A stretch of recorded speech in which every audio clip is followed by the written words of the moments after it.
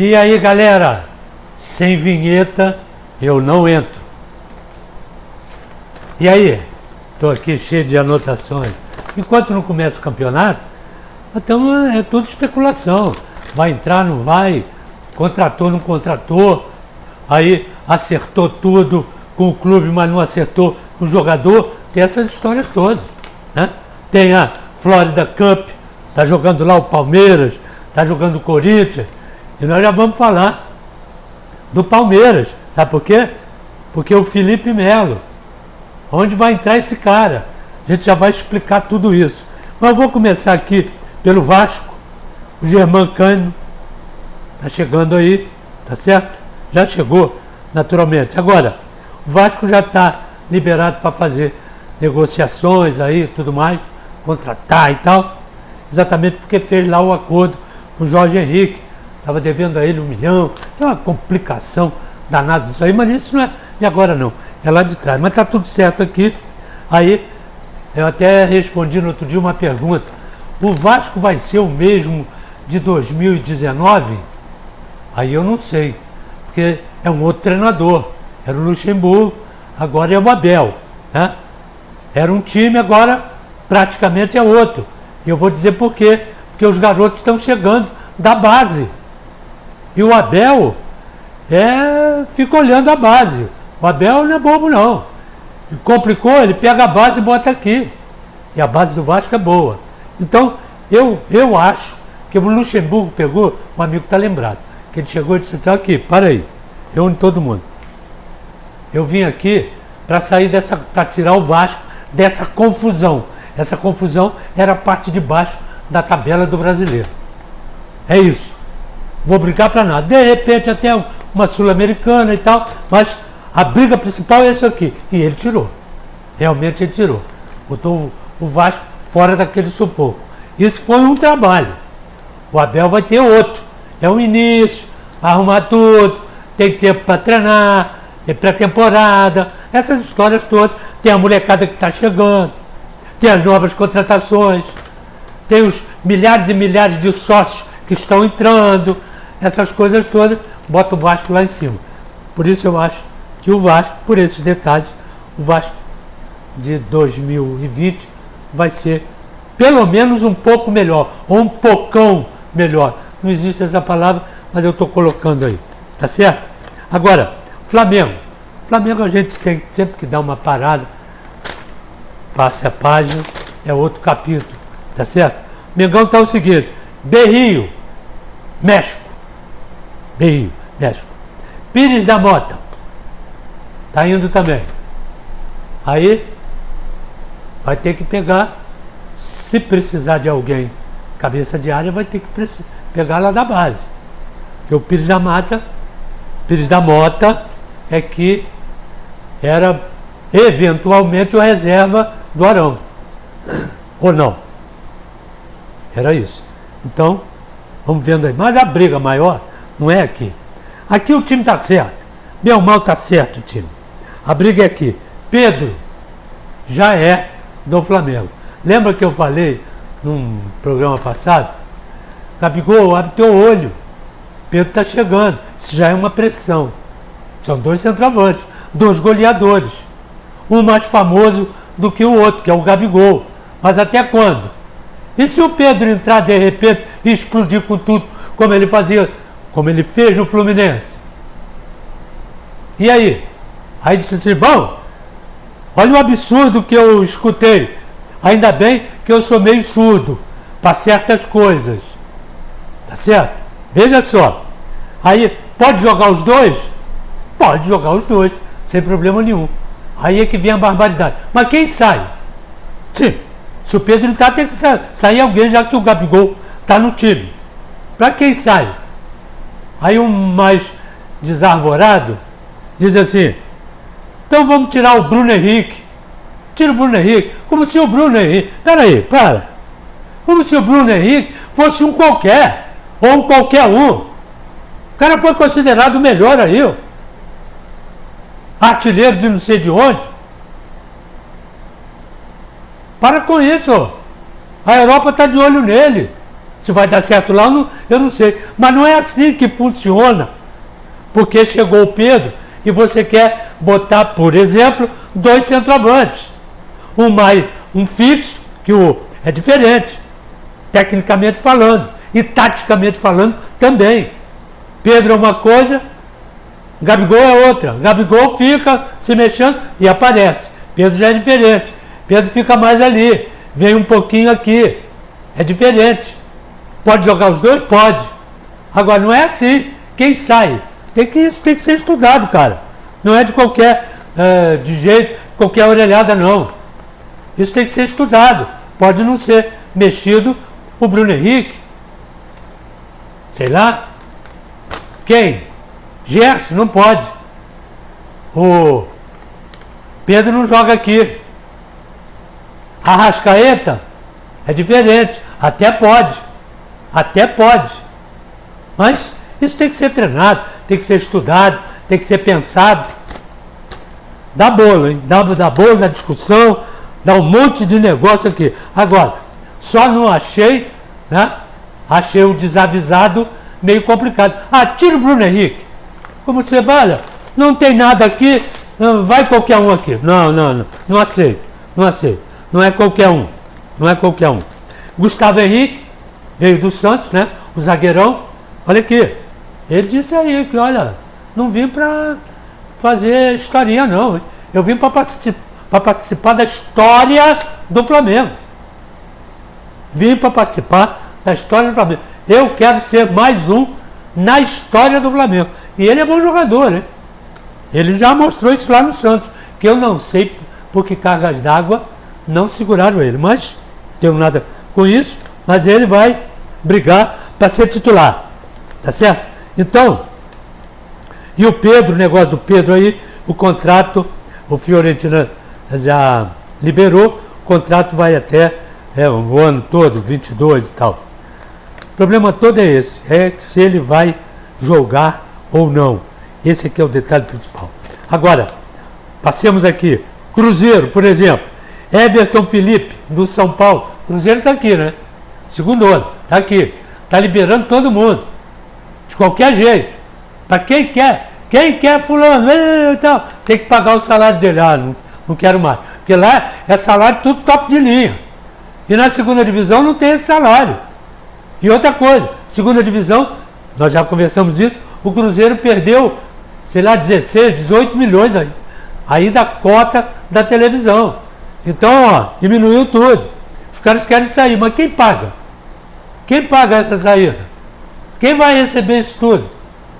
O Fluminense já pegou lá o lateral esquerdo e tal, mas tem que maneirar aí, porque senão vai onerar a folha do outro, tá certo? Então, o que acontece? O Cruzeiro está lá com Everton, né? E veio do São Paulo, está lá pintando lá no Cruzeiro, vamos ver o que vai dar isso aí. E o Atlético Mineiro está tentando pegar o Arana, que é um bom jogador também. Então, se o Cruzeiro, essa briga a gente já conhece, não? É uma briga danada. E principalmente agora piorou, porque o Cruzeiro foi para a segunda divisão. Aí o Atlético subiu. Então, essa briga aqui é complicada. Eu gostaria de ter no campeonato os dois. São duas forças. Todo mundo sabe disso. Então, quebrou um pouco, né, aquele entusiasmo todo do povo mineiro. Mas eu estou acreditando na volta do Cruzeiro. Vai passar, sai da segunda divisão e volta para a primeira. Não é time de segunda divisão. Nunca foi e nunca será. Entrou aí por uma bobeira qualquer, né, um desacordo qualquer, ele caiu para a segunda divisão. Mas tinha que ter, né, mais atenção, principalmente esses jogadores. São todos eles aqui, tudo cobra criada. Tem ninguém bobalhão aqui. E deixaram, né? Vai deixando, não. Amanhã nós ganhamos aquele ali, empatamos aqui, o outro perde lá, nós entramos. Não é assim que funciona esse maluco campeonato brasileiro. É um campeonato de maluco, né? De maluco. Então, agora, vamos dar um alô aqui pro corintiano. O corintiano tem me cobrado pra caramba. Hoje você não fala do Corinthians? Não gosta do Corinthians? Claro que gosta do Corinthians. Sem o Corinthians, o campeonato não funciona. Né? Nem em São Paulo, principalmente, nem no Brasileiro. Corinthians é Corinthians. É Corinthians lá e Flamengo aqui. É Corinthians no país e é Flamengo no país. Sem esses dois, nada, eu poderia até dizer isso, nada funciona. E a galera lá em cima, galera que banca, galera que está dentro, não quer saber onde, tá certo? Então o Corinthians está lá na Florida Cup, exatamente como o Palmeiras. Então tem aqui, o Thiago Nunes está arrumando o time, preparando o time, isso é pré-temporada para botar no campeonato paulista e naturalmente o brasileiro. E tem o Luan, todo mundo está fazendo uma fé danada no Luan. Não tenho autoridade para mandar, para ser de exemplo, um exemplo aqui, não, nada disso.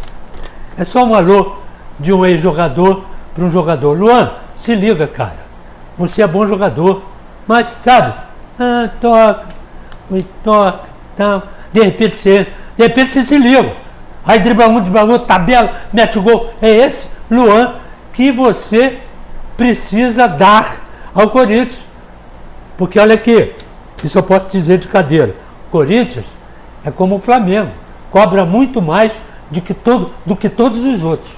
Então se liga, porque você veio, e com toda a razão, com a fama de bom jogador, de craque, jogador de seleção. Você tinha que ter entrado na seleção e segurado o seu pedaço, colocado no bolso do calção e tomar conta da camisa. Você não fez. Mas no Corinthians você pode. No Corinthians você tem todo direito, e eu acho que você vai ter, de botar minhoca na cabeça do Tite. Tem que jogar para isso. Mandar. Estou aqui, esse pedaço aqui é meu. E acabou o problema. Futebol você tem, a gente não discute. Que é a principal coisa. Agora, acorda, se liga, cara. E aí, ainda tem o Rony, né? O Rony não viajou com o Atlético Paranaense, está na bica para ir para o Corinthians também. Né? Ele não viajou com o Atlético Paranaense. Então alguma coisa já tem, que é outro bom jogador. Olha aqui, não tenho nada com isso, como sempre.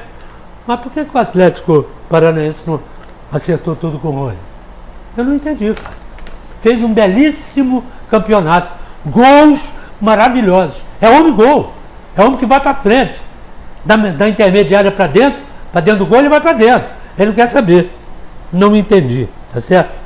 E aqui tem o Fluminense. Sabe quem que é? Sabe quem é Marcos Paulo? Marcos Paulo. Aquele que arrebenta lá na base, veio para cima, arrebentou. Barcelona e Real Madrid atrás dele. Alô, Fluminense! Vamos acordar, cara. Eles estão vendo e nós não estamos. Segura o cara. Isso. E o Frazan explodiu lá o joelho, todo baleado. Infelizmente vai ficar muito tempo, né, machucado, muito tempo fora. E o Palmeiras, tá lá no Florida Cup. O problema do Palmeiras é o seguinte: Matheus Fernandes foi embora para o Barcelona, Felipe Melo, né, e Gustavo Gomes. Essa deve ser a próxima zaga, por isso eles estão nesse torneio, vão testar o Felipe Melo. Felipe Melo, ali, entrada de qualquer jeito, bico para qualquer lado, subiu na cabeça, cotovelada, como você faz no meio do campo, é pênalti, cara. É amarelo e expulsão. Então, o chefe lá quer o seguinte: trazer você um pouco mais, porque você marca bem, você tem um bom passe, você sabe jogar, você não é bobo. Eu até disse uma vez num comentário meu, isso, eu estou jogando, eu sou o treinador, eu chamo ele. Aqui, cara, sabe jogar, tá tapando os outros para quê? Ao invés de entrar com tudo, é maneira. Não, tá na ruim, não vou, fica aqui. Bola dividida, você entra bicando. A hora que o cara der uma solada lá, te explode todo. Não entra assim, segura. Vai. E você já tem 30 e poucos anos, né? Já é tarimbado, já jogou na Europa, não é qualquer menino. Então, você sabe como deve fazer a coisa. Certeza absoluta. e o Luxemburgo vai te dar mais um alô. Então, que você seja feliz de quarto zagueiro. Né? Cobre ali, sai aqui, bola dominada, toca ali, comanda a zaga, tudo isso você sabe fazer. Então, tomara que você faça. E aí, São Paulo agora. Só vou dizer uma coisa. Ano político. Na minha época de São Paulo, não tinha a política, era uma só. Quem vai ser o presidente agora? O senhor. Pode entrar. 2 anos depois, 3 anos depois, reunia os, galera, o Papa, os papas, agora é você. E nunca teve problema. Engraçado isso, né? Porque o São Paulo sempre foi campeão. Aí, de repente, começou a tirar um, tirar outro, político, lá dentro. Isso tem que existir naturalmente. Mas aí, vamos, bom senso. O mais importante é o São Paulo. O mais importante é a estrutura, é o time, é o clube. É o clube. E com o clube ligado, o futebol está ligado ao clube. Não é o clube ligado ao futebol. Futebol e todos os outros esportes ligados ao clube. O que interessa é o clube. Então, galera, eu sou São Paulino, todo mundo sabe disso. Exatamente, joguei aí 2 anos e tanto, fui bicampeão, isso é muito importante. E outra coisa, para eu encerrar esse meu pedaço aqui, e o Sampaoli, hein? Eu estou ouvindo algumas, será que eu escutei errado? Ouvi errado? O Sampaoli, galera, dentro das 4 linhas, com bronca dele, cara. Não olhava olho no olho, falava aquilo, falava aquilo. Será possível? Depois desse belíssimo trabalho que ele fez lá, eu acho que eu escutei demais. Só pode ser isso. Porque me custa crer isso aí, se ele não falava olho no olho, uma coisa aqui, outra coisa ali. A galerinha de lá é que deu um alô. Pode ser que eu esteja enganado, tomara que sim. Vamos para as perguntas. A galera está toda nas perguntas aí. O Francisco Laércio de Souza perguntou: Gerson, já que você não teve receio de responder por que você deixou de jogar no Flamengo, então me responda. Explica direito aquele lance que aconteceu no jogo entre as seleções do Brasil e do Peru em 69, no qual dizem que você machucou seriamente um jogador peruano que prometeu revidar a altura, mas De La Torre não teve essa chance porque foi barrado pelo técnico Didi, justamente no jogo contra a seleção brasileira na Copa do Mundo de 70. Bom, vou começar pelo final. Se ele foi barrado e não teve a chance dele, problema dele. Mas a história começou no Peru. Nós viemos de uma excursão, paramos no Peru e fomos jogar. Um jogo amistoso. Lá para as tantas, o ponta entrou, o Edu, se não me engano, entrou pelo lado esquerdo, cruzou a bola. E eu vim chegando, eu e todos víamos chegando. Sem mais nem menos, o lateral deles cabeceou a bola para a córnea e eu parei. Ele está aqui. Aí olhou para mim e me deu uma cotovelada aqui. De graça, cara. De graça. Foi assim que começou a história. Aí eu falei, eu não vou para casa com isso. De graça. Se é na jogada, 0-0. Agora, sem nada, ainda me olhou com cara feia, não vai ficar barato. Tá certo? E eu comecei também a verificar onde ele estava para acertar tudo. Acabou o jogo, não deu certo, estou no prejuízo, vim embora. Tá certo? Viemos um jogo no Maracanã. E aí, estou com aquilo na cabeça. E ele lá para as tantas deve estar, porque normalmente é isso. Quem dá, tá certo?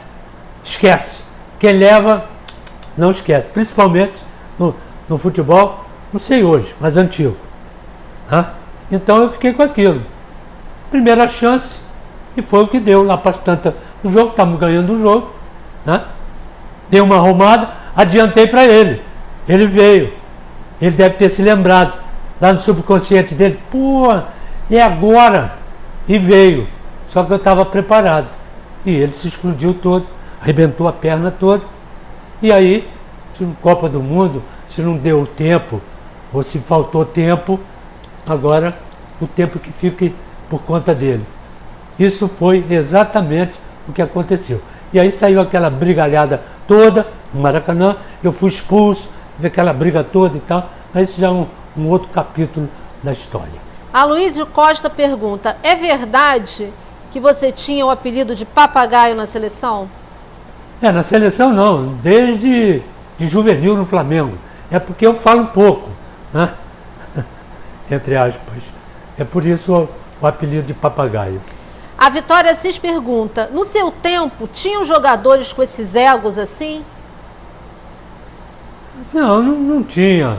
Tinha, mas não era, né, em quantidade. Hoje tem aí não sei quantos mil. Minha época era pouca coisa. Tinha 2, 3, 4, 5, um total todo. Mas não era isso que é hoje aí. Não era. O Carlos Noto pergunta, Gerson, o 4-3-3 era usado na década de 60 e 70. No ataque, 2 pontas e um centroavante. E vez ou outra os laterais avançavam. Por que nos dias de hoje esse esquema não é utilizado? Ou esse esquema não daria certo nos dias de hoje? Grande abraço. Porque os treinadores, o problema não é o esquema. O problema é ter treinador ter coragem para fazer isso. E a maioria diz, estou dizendo a maioria dos torcedores, né? A maioria diz que o treinador tem medo de ousar, com medo de perder o cargo, talvez por isso.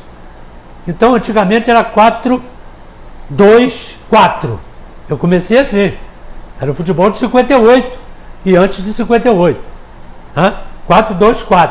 O único que jogava na minha época e antes da minha época diferente era o Botafogo, que tinha o Zagallo fazendo o terceiro homem de meio do campo.